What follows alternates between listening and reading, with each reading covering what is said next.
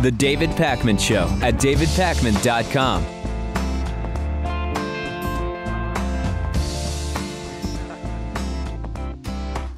Just about 1 week after we found out that there would be no indictment by a grand jury of Officer Darren Wilson in the Ferguson, Missouri shooting death of unarmed black teenager Michael Brown, we learned yesterday that a Staten Island grand jury would not be indicting a New York City police officer named Daniel Pantaleo in the choking death of Eric Garner, an African-American man who was talked to by police for selling untaxed cigarettes on the street. From the New York Times, quote, an indictment was considered only against Officer Pantaleo, who testified last on November 21st.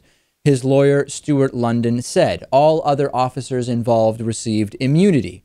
The case, of course, involved a chokehold, which is a technique that is banned by the police department's own guidelines.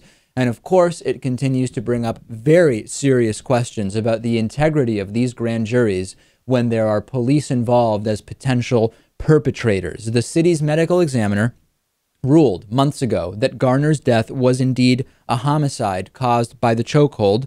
Pantaleo could still be punished potentially by the New York Police Department. The message here is clear, Lewis. Police have huge latitude when it comes to use of force on individuals. There are elements now that are responding to the outcry against Darren Wilson and against Officer Pantaleo here, saying, hey, why are progressives so anti-police all of a sudden? This is really unfair. This is not about alleging or asserting or accusing police of being generally bad people. As I believe and have always said, most people in every profession are good people, and that applies to police officers as well. The issue is that when you have bad actors in other areas of life, in other industries, it is increasingly clear that a different standard is being applied by the legal system, by prosecutors, by grand juries, etc., with regard to what is acceptable. So this is not about police are disproportionately bad people, Lewis. It's about the leeway that is being given to police in exercising force when it comes to interactions with unarmed children, as we saw in the case of so many cases, in fact. I can't even summarize it with one case. When it comes to someone who is selling untaxed cigarettes, which is against the law, and leading to a chokehold killing of this individual, that is really what this is about. And I probably think that there is a higher percentage of bad people in any given job, industry, or sector than you do. And I think the same thing applies to police. Of course, there are plenty of good cops, but there are plenty of bad ones. But, you know, I don't necessarily see this as a good cop, bad cop thing. And I don't necessarily see this as a race thing. What I see across the board, it just happens to be that the stories we hear about are white cops killing black people. But cops are killing people with excessive force every day in this country. I agree with you in part. So I agree with you about the fact that excessive use of force by police is the broader issue that goes above and beyond race. However, because we see that there are so many established institutions within law enforcement that are disproportionately targeting and engaging minorities, it stands to reason, it is logically obvious that when you see an excessive use of force, like the war on drugs, like stop and frisk, it is going to disproportionately affect people of color. So I agree with you partly, Lewis. And to remind everybody, the grand jury issue, we see that grand juries almost never don't indict individuals, except when we look at when they're considering indicting a police officer, in which case the non-indictment rate goes up drastically. Let's talk for a second about body cameras. I support body cameras. President Obama is now funding 50,000 new body cameras. But the Eric Garner killing was on tape, Lewis, and it still did not help to get an indictment. I watched the video. He did nothing violent, and he certainly did not deserve what he got. But like I said, this is happening. I hope that the cameras make a difference, but this is happening in every state, every day across the country. Cops are killing people for really no reason. I don't know that in every state, every day, cops are killing people for no reason, but I understand what you're saying, that nationwide, this is very widespread and we see many instances of it. I just want to be precise because, Lewis, people will flip out and they'll say, Lewis, prove to me that in South Dakota, every day, cops are killing people. So I just want to clarify the language of what you said. I wouldn't say, every state, every day means every day in each individual state. That's not really what I mean. Very good. Yeah. Just it's in the interest of clarity this evening. I'm clarifying that. Last thought on this. We talk about the militarization of police. This was a case where an individual was killed by a police officer with his bare hands. So militarization comes, it is related to the specific guns and tanks and SWAT team style militarization. But militarization of police is also an attitude which is increasingly allowed by the legal system, as we're seeing time and time again. We now have news from Israel that the Prime Minister, Benjamin Netanyahu, has triggered early elections and could potentially be voted out. Benjamin Netanyahu fired his finance and justice ministers and declared that he wants parliament dissolved, which has now triggered an early general election. Benjamin Netanyahu said that he wanted an election 2 years early to win what he calls a clear mandate to lead Israel. Disagreements over a series of economic and political policies have strained relations within his coalition. And speaking at a news conference on Tuesday, Netanyahu said it is impossible to lead the government with the current coalition. He says, I will not tolerate any opposition within the government anymore. Benjamin Netanyahu, as I've said for a long time, needs to go. And the clear mandate that he seems to want is inevitably going to be a mandate that would require coalition membership from the most extreme right-wing elements of the Israeli parliament, of the Israeli government, and it would be a very good thing for Benjamin Netanyahu to be replaced. I don't know that that's going to happen, Lewis, but in my multi-point peace plan for Israel that I outlined over the summer, Benjamin Netanyahu's removal from the discussion was at least one or two of those points. I cannot think of a better example of the power of incumbency than Benjamin Netanyahu. Yeah. I think that pretty much sums it up. But we've talked, Lewis, about all the other things that need to happen, and many of them are characterized as pro-Israeli, many of them are characterized as anti-Israeli, whatever. The removal of Benjamin Netanyahu is going to be an important part of any peace plan that's going to go forward.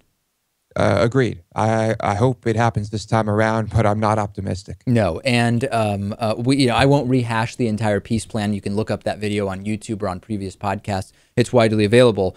One point was Netanyahu out, and we will see if that happens. We're going to continue following it, of course. Turkish President Erdogan, I'm told by Lewis, is the proper way that his last name is pronounced. I hope that that's accurate. I've heard it any number of different compelling ways, Lewis, pronounced. The Turkish president is sounding more and more like right-wing U.S. Christians. His government has censored genitalia and the proper names of genitalia from biology textbooks. They have banned his military from watching nudie shows like Game of Thrones, which does have nudity in it. They've rewritten history to make it more patriotic, and they've taken issue with kissing on daytime television. We also reported recently that the Turkish president is, quote, increasingly against the internet every single day. He recently said the following about the place of women within his country, quote, our religion has defined a position for women, motherhood. Some people can understand this while others can't. You cannot explain this to feminists because they don't accept the concept of motherhood. They have also said that every woman should have 3 children with proposals to limit abortion rights. Yet another instance, Lewis. We've identified how many of the positions of ISIS are very similar to U.S. right-wing extremist Christians, and we now see similarities between Turkish President Erdogan's policy and that of American right-wing Christians, yet again. It's unfortunate to see that the president of a secular nation is so, extreme. I hope this country does not regress. Clearly, in the past, they had some pretty smart people making policy decisions, and it has worked pretty well. I'd hate to see this reversed. And every time we talk about this, we hear from the Christian right that, David, The Muslims, even though they have similar positions maybe on paper to some Christian positions, they're the ones doing all the violence. And to me, that's a very short-sighted point of view, because we have so many examples, even as recently as this year, of individual violence being done under the Christian name. But that isn't really the important thing, because over history, over the various periods of history, we've seen violence connected with Islam ebb and flow, and we've seen violence connected with Christianity ebb and flow. And the important thing is that both have used their religious doctrine to further violence over time, and both have very similar positions on what's wrong with modern day society. Gays, women are getting all uppity. We've got nudity, and that's really, really bad. We've got to get rid of abortion. We've got to rewrite education textbooks that more accurately follow what our religious views are. The similarities are there, ladies and gentlemen. Across all of the religions, the more extreme you get, the more similar you become to the extremists from the other religions. They dress the same, they look the same, they treat women the same. It's just it's incredible. Some Republicans are trying to explore the possibility of banning President Obama from delivering his State of the Union address. The State of the Union address, since 1790, we've had something like the State of the Union address, although it was not called the State of the Union address until 1934.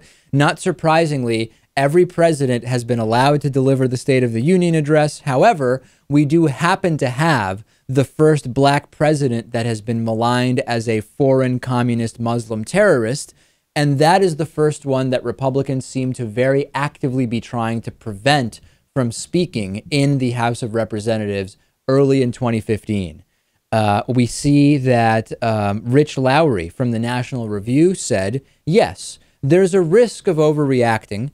There's a risk to underreacting as well. And I fear that's the way the congressional leadership is leaning. If I were John Boehner, I'd say to the president, send us your State of the Union in writing. You're not welcome in our chamber. And as Politico reported, congressional Republicans are looking for the right way to, quote, address their opposition to President Obama's new immigration policy, even though they are very similar policies to those of Ronald Reagan and George W. Bush and George H.W. Bush. Let's ignore that for a second. And they're considering the idea of refusing to invite the president into their chamber to deliver the State of the Union address. Well, we're really going to see change now, Lewis. This is incredible. Can you believe that the president's going to have to put up with 2 years of this nonsense? And I thought his job was stressful before. This is just so childish and immature and disrespectful. And the worst part, if they were to be successful in preventing President Obama from delivering his State of the Union address, would be that we'd be missing out on just the utter joy and entertainment that comes from watching the Republican and Tea Party rebuttal speeches to the president's State of the Union. That would truly be a sad thing for me.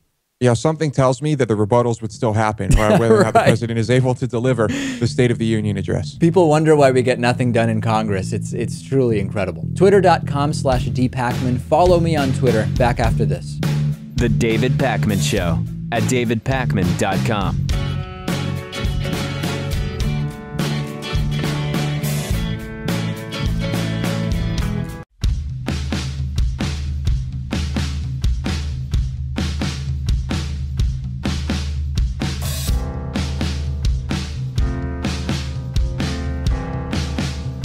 Welcome back to the David Pakman Show.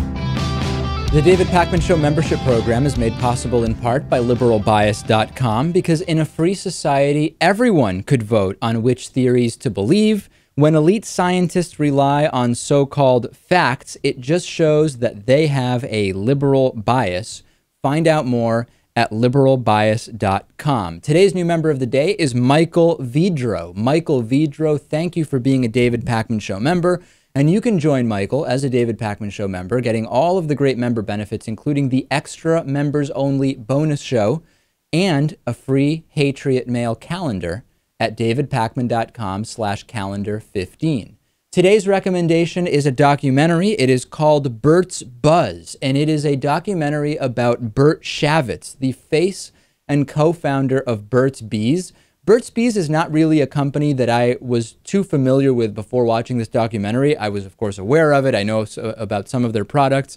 And this film is fascinating, mostly, Lewis, because Burt Shavitz is a completely fascinating guy who lives out in Maine in a home with only cold running water. He has to heat his warm water with various stoves, fireplaces that he has in the home. Incredibly quirky and interesting guy. And the story of the film is twofold. It follows Burt's life today and the history of how he left direct involvement as a stakeholder with Burt's Bees. Both are equally fascinating. I couldn't recommend this film more highly. That is a great recommendation, and I would recommend their products if no one's ever used them before. If you've got chapped lips or something, this stuff works wonders. It really does. Are these issues that you deal with frequently? No. Living in Texas, no. Not frequently. Infrequently. But when I do deal with them, I know how to handle it. All right. So the film is Burt's Buzz. It's about Burt Shavitz. The guy is like a rock star in Taiwan. In part of the movie, they go to Taiwan, Lewis. And the guy is like, it's like Benedict Cumberbatch in Japan. That's Burt Shavitz when he goes to Taiwan. And that's like you when you go to Uganda, right? Very clever, Lewis. Very, very clever. Burt's Buzz. Check it out. It's on Netflix, available elsewhere. Here's an idea. What if we just kill all gay people? I know that that might sound kind of like outdated homophobia. Now homophobia is usually far more nuanced. It's more like, oh, it's not natural. And here's a study from some actually discredited guy that explains why gay parenting isn't good for children or something like that. It's all about morals and education and science. But we still have good old-fashioned kill the gays homophobia. Baptist pastor in Tempe, Arizona, Stephen Anderson. We've talked about this guy before. He says we could solve AIDS instantly or almost instantly. Just kill all the gay people like God wants us to do. Here's what he said in a recent sermon. And what the Bible actually says, and by the way, turn to Leviticus 20:13 because I actually discovered the cure for AIDS, okay? Now, this is the cure for AIDS, okay? And, you know, everybody's talking about, let's have an AIDS-free world by 2020, or let's have an AIDS-free... Look, we could have an AIDS-free world by Christmas. You know, or at least, okay, it wouldn't be totally AIDS-free, but we'd be like 90-some% AIDS-free by Christmas if we would follow this. Okay, here's what the Bible says, Leviticus 20:13. If a man also lie with mankind, as he lieth with the woman, okay, it says, even both of them have committed an abomination. They shall surely be put to death. Their blood shall be upon them. And that, my friend, is the cure for AIDS. It was right there in the Bible all along. And they're out spending billions of dollars and research and testing. It's curable. Right there. Because if you executed the homos like God recommends, you wouldn't have all this AIDS running rampant. See, at another point in the same sermon, he went on like a foot-stomping, shouting tantrum about the idea that somebody could be LGBT and Christian. He says there will never be gays in his church. Never, ever, ever. Somehow I think that that may not be true, Lewis. I think that it's most likely that he will never know if there's someone gay in his church, but that's kind of a separate discussion. This is the same guy who prayed for President Obama to be assassinated in 2009. The Secret Service visited him then. In another sermon, he said that it is evil to allow women to speak in church, and he also talked about the lying, evil ways of those crafty Jews, Lewis. So he's really hitting all the points of racism, xenophobia, discrimination, etc., etc. What a very sad life that this guy must be living. Being constantly angry and afraid and bitter. Yes, it sounds terrible. I hope that he has a small congregation. It tears me up to think that people are listening to this guy and then going out and telling everyone he says to them, to the world. It's pretty bad. I just wish that he would stop being a hypocrite and really advocate for the killing of all of the groups that the Bible advocates. I mean, we've got, of course, we need to kill witches. That's in Exodus. We need to kill the followers of other religions. That's in Exodus and in Deuteronomy. Women who aren't virgins on their wedding night should definitely be killed. That's in Deuteronomy. We need to kill rape victims. That's in Deuteronomy 2 different times. But God loves you, Lewis. God loves you, and Stephen Anderson choosing to show that love, apparently when it comes to these other groups, because he's not doing what the Bible says. But when it comes to gays, hey, let's solve the AIDS problem. Let's kill everybody who's gay. Yeah, maybe he does just want a world that's only straight virgin Christians who have never been raped. I don't know. This guy has got to go. Of course, I don't want to ignore this. The idea that by killing all gay people you solve AIDS is ridiculous at its face, and I just thought as an afterthought, if I don't mention that, somebody could say, David, you didn't address that. It's so insane that we're not going to address it in detail, but most reasonable people understand that. Here's an insane story.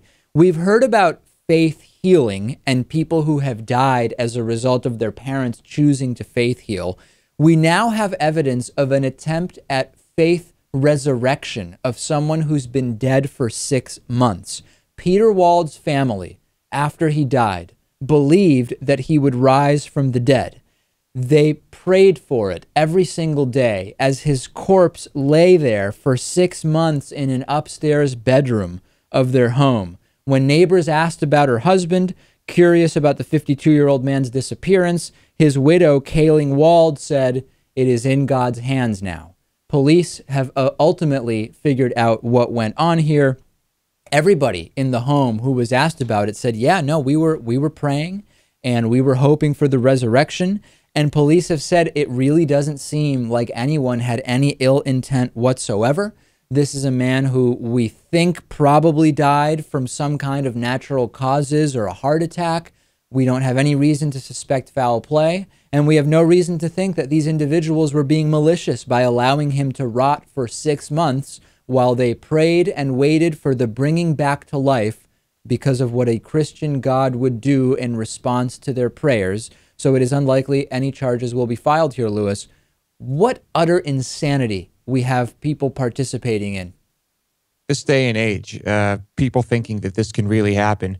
These are people who have lived under a rock their entire lives, are they not? Yes, absolutely. And 6 months, what that will do to a body. The coroner was ultimately called 6 months later. They were unable to do any toxicology tests because of the mummified state of the body. The cause of death will never actually be confirmed. But as I said, it's being assumed that it is some kind of natural cause. Everybody in the home, the 5 children that were interviewed, ages 11 to 22, all said, we believe that there will be a resurrection here. Yeah. And now these kids are going to have kids, and they'll probably all think the same stuff. But maybe not. Maybe this was an eye-opener, and they'll realize that perhaps no one's listening to their prayers. Yeah, I was thinking of the same thing, which is if this happens, do you change your mind? Do you say, Mom's been saying if we pray hard enough for Dad, who died 6 months ago, he'll come back to life because Jesus... it didn't happen. So maybe I won't tell my kids the same thing. Or does that thought process not happen? I don't know.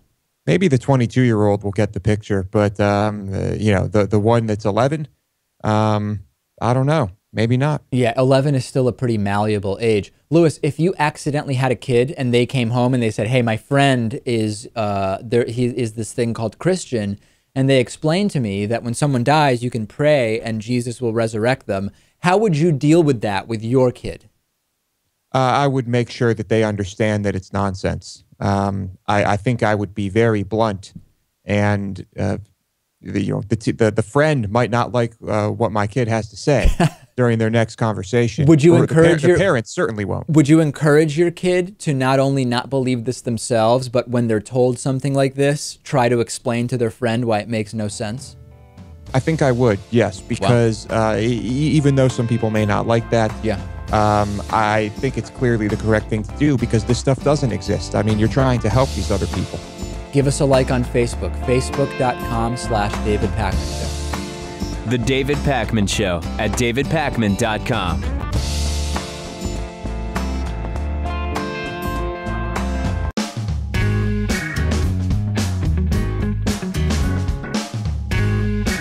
Welcome back to the David Pakman Show. I'm joined today by Anthony Curcio, former armored car robber who now speaks to students about choices that they have. Anthony, it's great to have you on. For people who aren't familiar with you, you were released from prison a couple of years ago after serving I believe it was 5 years of a 6-year term. Is that right? That's correct. Yep. And the crime was that you organized the robbery of an armored car. And for people who may not picture what this is, we're talking about the armored cars that typically pick up big deposits at either retailers or stores and often bring them to banks or move money around. Talk to us about the crime. How did you get the idea to even do this?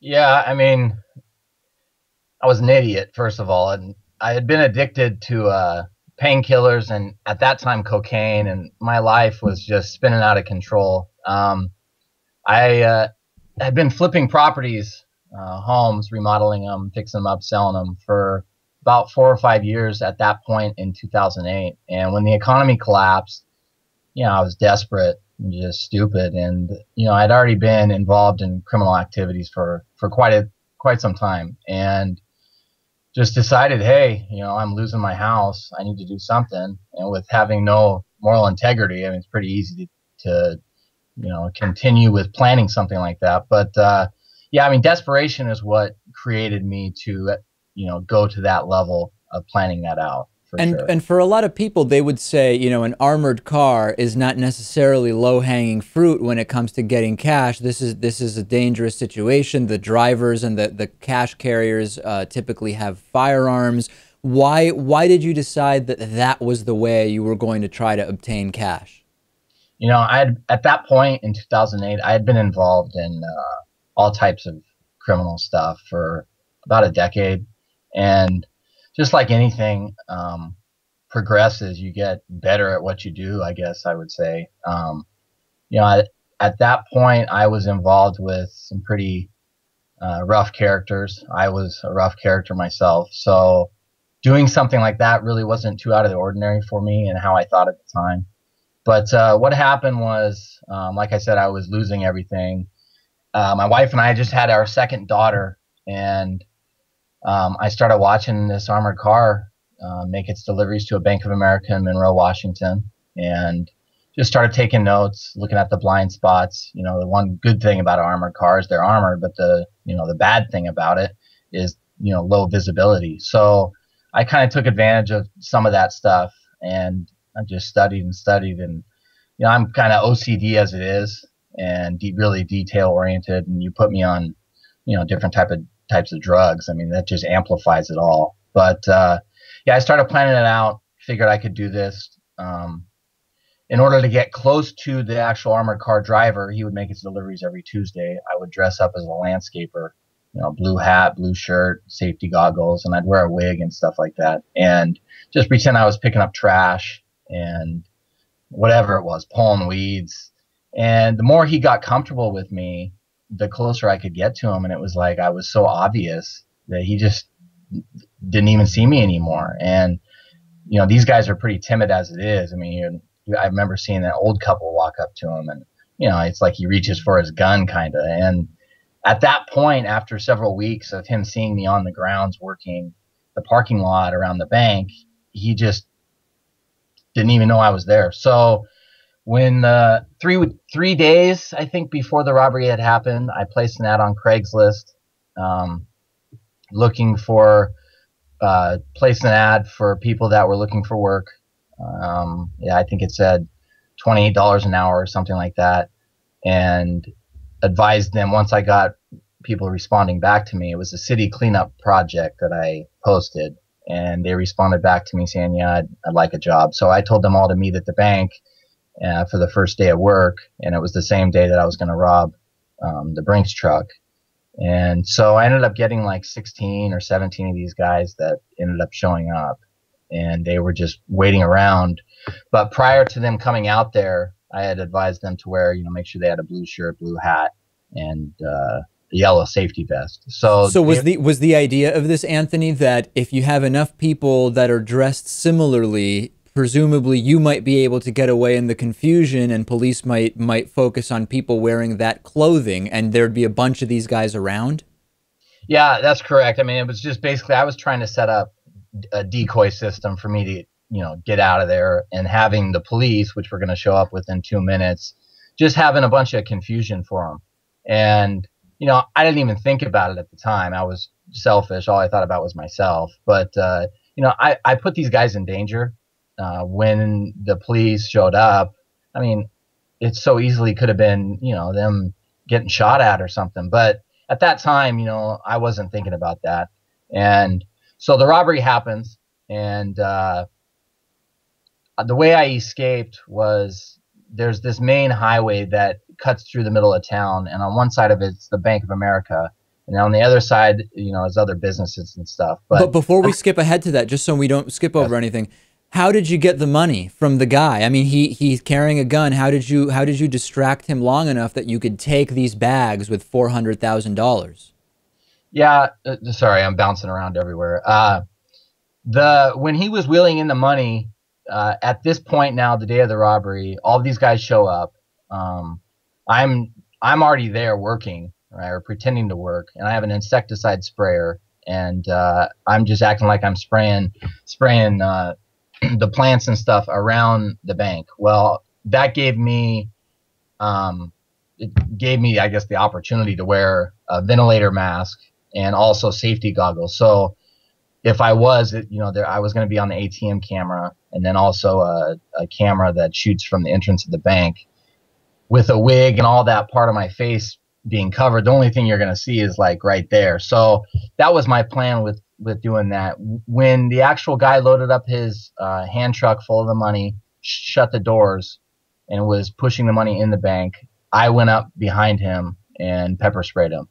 That forced him to reach for his eyes. And when he reached for his eyes, I mean, that was the reason I used pepper spray, was that if he can't see, most likely he's not going to shoot. And also, I pepper sprayed myself prior to doing this just to make sure that, you know, he's not going to be able to reach for his gun. The only thing he's going to be focused on is, you know, dealing with his eyes. And I mean, it sucks. It really, I mean, burns your eyes like crazy. So you pepper spray him, and then with that, as he reaches for his eyes, that's when you grab the money and the escape begins. Yes, yes. And the escape ended up going all the way to a body of water, at which point you actually hop on an inner tube. That's correct. So the little creek or whatever it was that ran underneath the highway that I described earlier, that's where I had the inner tube waiting and like a pulley system set up where I could pull myself and the money down the river quickly. Well, after I sprayed him, I took the bags of money, ran across this smaller street, then threw the money in the inner tube, like one of those ones you pull behind a boat, has the canvas wrapping on it. And so then I hopped in, pulled myself upstream, and I got out about 200 yards probably, and took off the blue shirt, blue hat, and all the, you know, the disguise that I was wearing. I was detail freak. Everything was on Velcro, so I just ripped it off, threw it on the ground, and then got into a getaway car that was waiting and took off. All right. And ultimately, you actually did escape, but because of a homeless man who had noticed you kind of casing the bank months before, the police were able to track you down. Talk about that. Yeah, so this homeless guy, it was a couple weeks before the robbery happened. I think it was 2 weeks. I was doing a practice run to see how long it would take me to get from the bank across that street and then into the inner tube and then up, you know, up the 200 yards. Well, it was a hot day. So remember, this was a Tuesday that the armored car showed up. So I'm dressed in all this stuff and I have 2 layers on. You know, I have the Velcro blue shirt and all that stuff on top.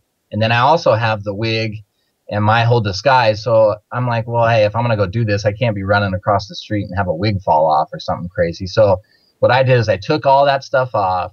I put it behind this dumpster. It was by a grocery store, not even really that close to the bank, and kept it there. Well, so I go and I, you know, do a stopwatch, see how long it takes me. And I come back, you know, maybe 5-10 minutes later. Well, when I come back to pick up this stuff, I'm driving a car that's registered to me, and I'm not thinking that I'm doing anything wrong. I'm not doing the robbery that day, so it doesn't seem like a big deal to me. So when I go back to pick up this stuff, I get it, and I walk back to the car, and I drive off. Well, before I took off, there was this mangy looking guy with a dog, like, cardboard sign, all that stuff. He must be the only homeless person in this town. I mean, it's pretty rare to see them there. And he starts mumbling something to me, and I just blow him off. So when I'm sitting in the car, though, after I drive off, I'm like, man, what did I do? All this planning, I've been planning this thing for 3 months. And so I started to, weigh the probability of this guy, remembering what I look like, which later on, when the police ended up finding him, he wasn't able to identify me in a photo lineup, like a montage or whatever, but he had written down my license plates. So the odds of that is just crazy how this all worked out. But because of him is why I ended up going to prison. Honestly, though, that guy saved my life. The way that I was going, I mean, it was just a matter of time before I would have wound up dead. All right, so we're going to talk more about that. To remind everybody, we've been speaking with Anthony Curcio. We're going to go to a break on our television and radio program, and we will continue speaking with Anthony about really what led up to this crime, as well as the aftermath. The David Pakman Show at davidpakman.com.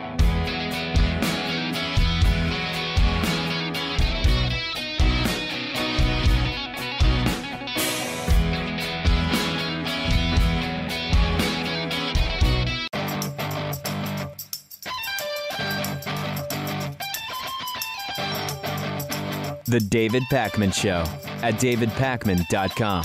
Cigarette smoking rates have hit a new low in the United States. The proportion of U.S. adults who smoke cigarettes is at the lowest level in 50 years. Among those who do smoke, fewer are lighting up every single day, and they are also smoking fewer cigarettes per day. There's a new national health survey conducted by the CDC. It found that 17.8% of U.S. adults, or about 42 million people, were current cigarette smokers in 2013. This is the lowest percentage since 1965, when the study started. The nation's Healthy People 2020 target is set to 12%, so still a ways to go in terms of smoking reduction. Smoking is, of course, the leading cause of premature death in the U.S. It kills 480,000 Americans each year. It costs the economy $289 billion in annual health costs and lost productivity. American smokers are more likely to be men, more likely to live in the Midwest, more likely to have a GED certificate, and more likely to live in poverty. As we've talked about many times, the distribution of income effect, the redistribution of income effect of smoking disproportionately affects poor people.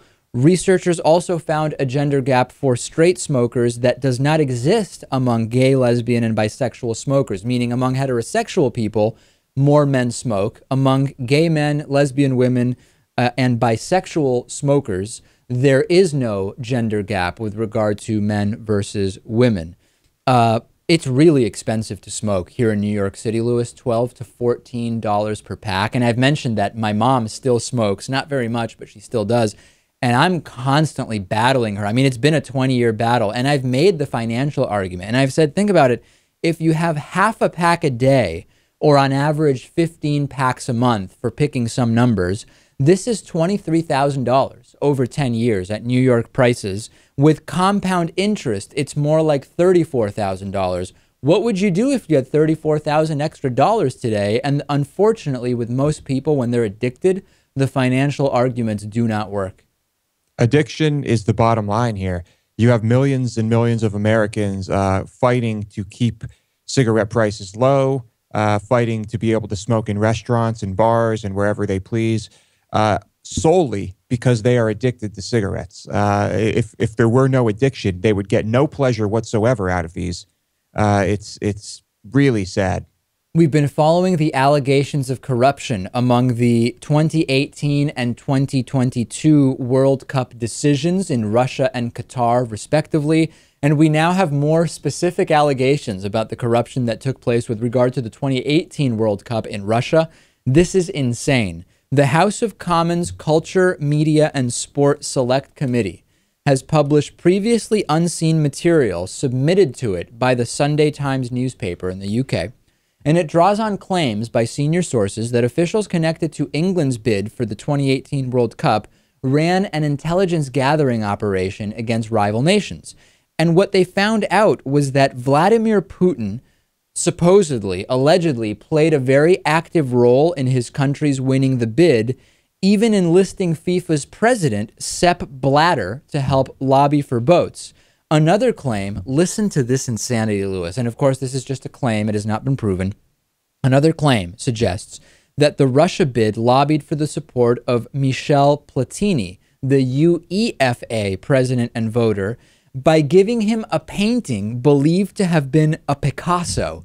I know that it probably didn't happen this way, but the idea of Vladimir Putin showing up and slipping a Picasso across the table in exchange for a vote, figuratively, if not literally, is both incredibly funny, but also quite sinister. It is. You would think that this would be done with something that is not necessarily tangible, like large sums of money transferred electronically. But this whole bribery World Cup thing, it's pretty clear that there are always bribes involved and that they usually work.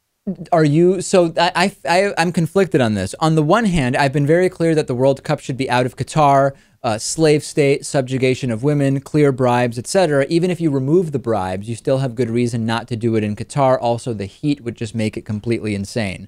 Russia, if it's just bribery, given the fact that it seems that there always will be bribery, or always has been bribery, at least recently, maybe bribery alone is not that good of a reason to change the location, because we kind of expect bribery at this point, as sad as that is. Well, you know, in every country that hosts the World Cup, bad things happen to the people who are in the areas where the World Cup will be taking place. And knowing Russia's history of how they treat some of their people, I can't help but think that things are going to be even worse if it's held in Russia. Also, is it an implicit reward to Russia's incredibly aggressive indifference to the beating of gay people and the anti-gay propaganda laws, etc.? My instinct would be to take it away from Russia. I just don't know. It's a sad state of affairs when bribery alone doesn't really sway you that much. You need to look at other stuff because the bribery is just kind of part of the status quo. Yeah, I think it is just part of the equation. Putin's going to have to, I think Putin's going to have to do better next time. A Picasso just isn't good enough. Maybe he'll throw in a few Van Goghs to go with it. I don't know. But he's going to have trouble carrying all the bribes. It's going to get a little complex. We have a voicemail number, 219-2-DAVID-P. Here is a voicemail. Let's listen to it. Hi, David. My name is Tony from New York.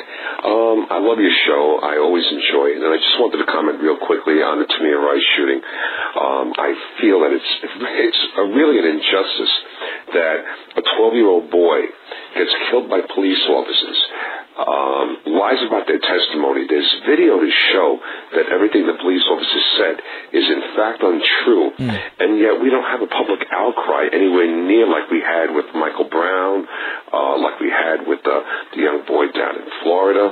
And this is a 12-year-old child. I just find this very, very odd that the people in Cleveland aren't reacting much more harshly to this.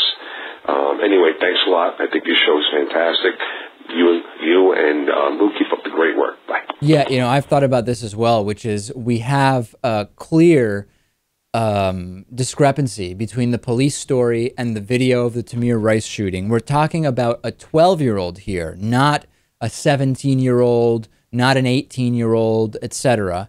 The outrage, for whatever reason, maybe people are just so busy with the other stories that are outrageous in terms of police killing people that they haven't yet had time around this one. But I agree that there seems to be missing outrage around the Tamir Rice shooting. Yes, it seems. I think it's kind of a crapshoot when something like this happens. Does it depend on where they are, the community, how much of a fight, and how big the family wants to make this? I mean, why is it that certain things blow up and certain things don't when they're equally, equally powerful, equally atrocious crimes? This is the question of what makes something viral, right? I mean, it's a similar question to why is it that certain things on the internet spread like wildfire and certain ones don't? What role does corporate media play in really creating a conversation around individual shootings? I don't know, but there seems to be, we'll see what happens in the next couple of weeks, let's say that. On today's bonus show, Steam rolls out game streaming. What does that mean? A stay of execution in Texas, and pay before you eat. Lewis will talk to us about pay before you eat. davidpakman.com/membership. Get the bonus show. The bonus show is great.